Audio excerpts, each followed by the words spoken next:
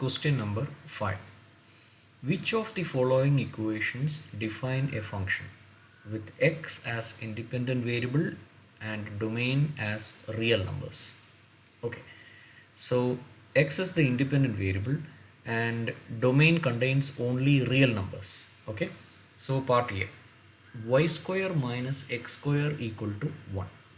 So here x is the independent variable and y is the dependent variable. What we have to do is, when we get such a function, we should write the whole expression in terms of y. So y should be on the left, only y should be on the left, no power, no coefficient, nothing with it, only y on the left and the rest on the right side. Then we will verify whether this will form a function or not, because we know that y is same as f of x. So y, the letter y represents the function itself. So y is the dependent variable. So the equation can be written as, what I am doing first, I'll take this minus x square to the right side, so it will become plus x square. So y square equal to 1 plus x square. So I have y square. So if I want y, I have to take square root. As we know, square root will give two values, plus and minus. So plus or minus square root 1 plus x square. That means if I give any real number for x, you will have two real numbers for y as answer. One is with plus and one is with minus. For example, if I give number 3 for x, we will get 3 square 9, 9 plus 1 10. So square root of 10 here. We have plus root 10 minus root 10. So two values for y.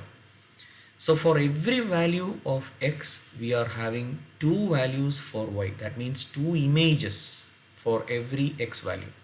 That means this is not a function. From the above equation, it is clear that for every value of x, we will get two values for y.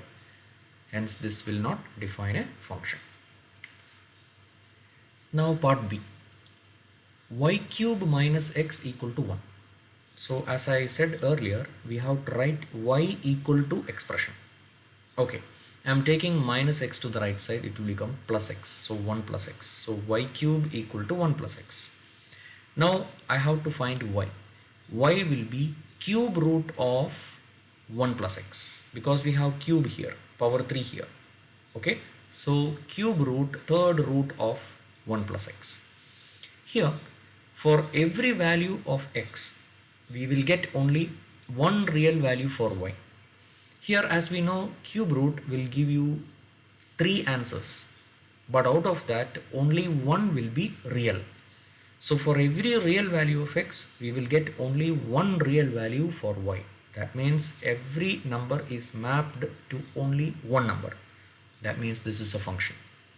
Okay, so for every value of x, we will get only one real value of y. Hence, this will define a function.